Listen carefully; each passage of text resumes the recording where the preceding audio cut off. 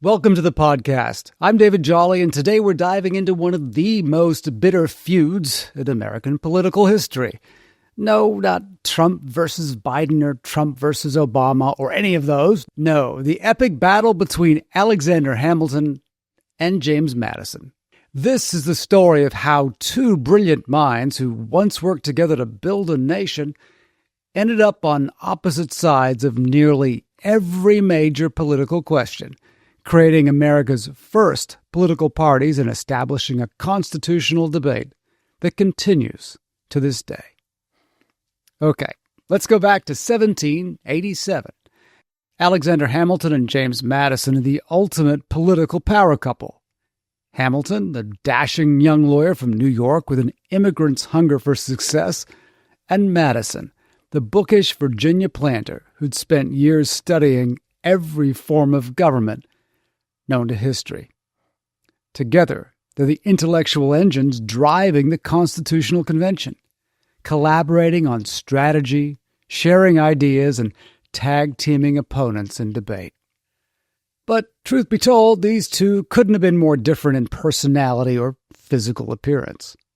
Hamilton was tall, handsome, and charismatic, the kind of guy who commanded attention when he walked into a room.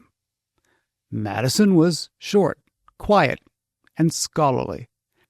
So soft-spoken the delegates couldn't even hear him, even in the small assembly hall. But they shared a vision of strong national government that could solve the problems plaguing the weak Articles of Confederation. During the convention, they were like constitutional Batman and Robin. When Southern delegates threatened to walk out over slavery, Hamilton and Madison worked together to find compromises.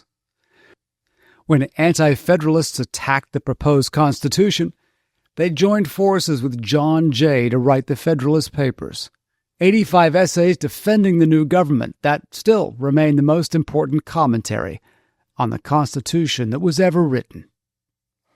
Madison wrote 29 of these essays, Hamilton 51, and their collaboration was seamless. They divided up topics based on their expertise. Madison handled the theoretical stuff about separation of powers and federalism, while Hamilton tackled the practical questions about taxation and commerce. Reading the Federalist Papers today, you would never guess that these two men would soon become bitter enemies. But then George Washington became president, and everything changed. Washington asked Hamilton to serve as the first Secretary of the Treasury, while Madison became the leading figure in the House of Representatives. Suddenly, these former allies found themselves on opposite sides of the most important questions facing the new nation. The first crack in their relationship came over Hamilton's financial plan. As Treasury Secretary, Hamilton faced a daunting challenge. The new government was broke. Individual states were drowning in debt. And America's credit was so bad that foreign investors would not touch American bonds. Hamilton's solution was audacious and controversial. He proposed that the federal government assume all state debts from the Revolutionary War, create a national bank to manage the government's finances, and establish taxes and tariffs to fund everything. This wasn't just economic policy. It was a complete reimagining of American government. Madison was horrified. This was not the limited government he thought he'd helped create at the Constitutional Convention. Hamilton's plan would make the national government enormously powerful and wealthy, while making states dependent on the Fed.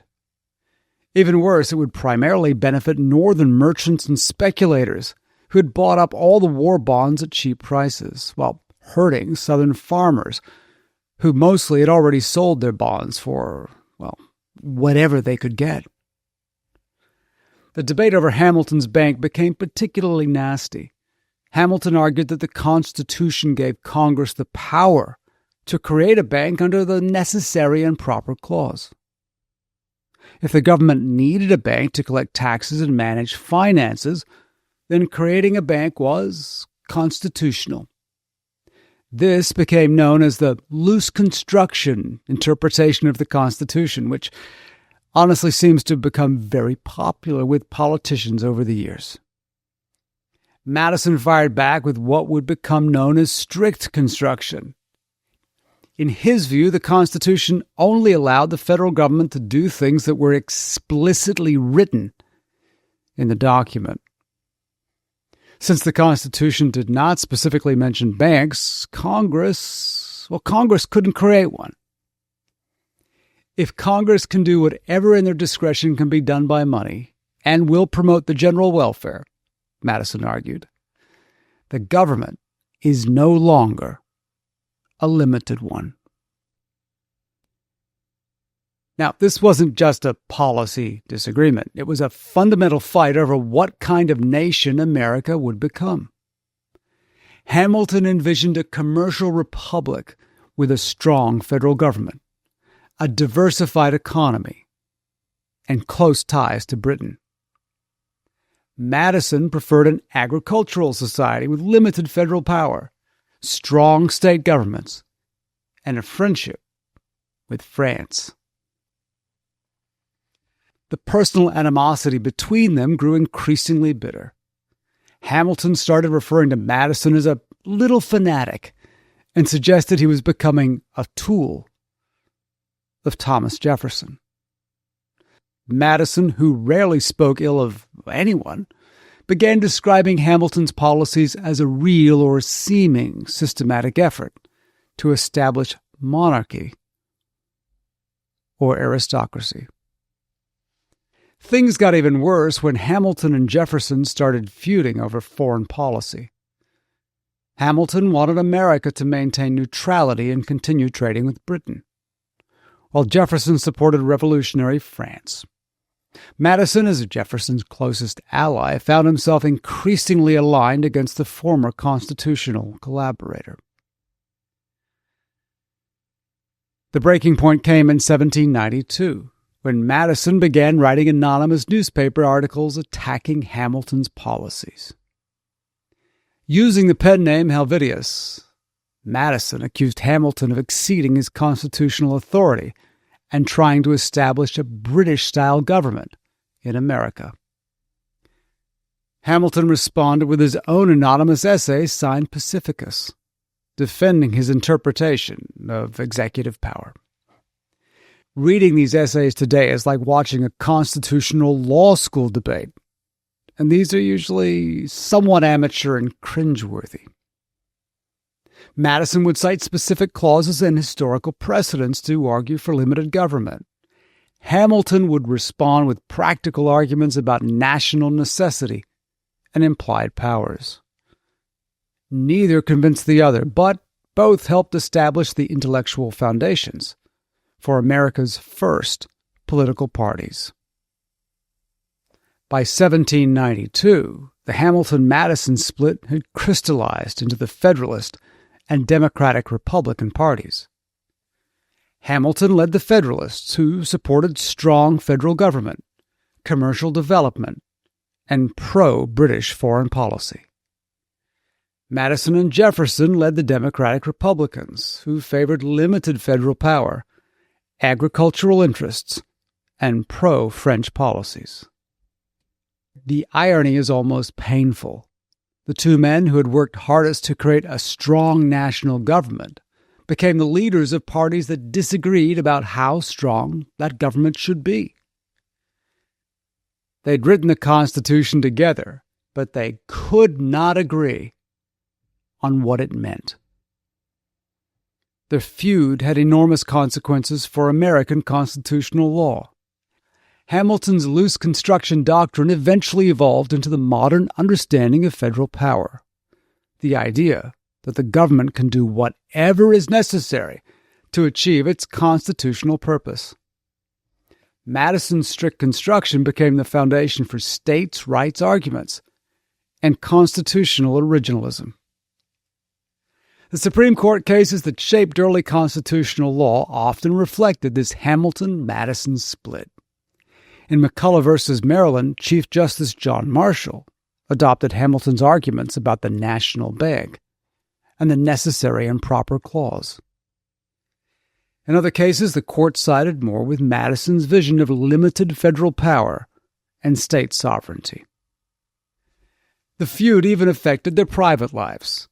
Madison and Hamilton had once socialized together, but by the 1790s, they barely spoke. When they encountered each other at official functions, the atmosphere was, reportedly frosty. Their wives, Dolly Madison and Elizabeth Hamilton, maintained cordial relations, but the men, they never reconciled. Hamilton's death in his duel with Aaron Burr in 1804 might have ended their personal animosity, but their constitutional disagreement lived on. Madison served as president from 1809 to 1817, and ironically, he found himself adopting some of Hamilton's policies. He supported the creation of a second national bank, increased military spending, and used federal power more aggressively than he'd ever advocated as a congressman. Critics accused Madison of abandoning his principles, but he defended his actions as necessary adaptations to changing circumstances. No government of human device and human administration can be perfect, he wrote, acknowledging that constitutional interpretation must evolve with practical needs. Looking back, both Hamilton and Madison were right about some things and wrong about others. Hamilton was correct that America needed a strong federal government and a diversified economy to compete with European powers. But Madison was right to worry about the concentration of power and the importance of constitutional limits. Their feud reminds us that the Constitution is not self-interpreting. The same document that Hamilton read as authorizing broad federal power, Madison read as establishing strict limits. Both men had helped write it, both understood its historical context, and both were brilliant lawyers. Yet they came to completely opposite conclusions about its meaning. The Constitution that Hamilton and Madison created together was strong enough to survive their disagreement over its meaning. And that may be their greatest achievement. Not that they agreed about everything, but that they created a system that was capable of managing fundamental disagreements without breaking apart.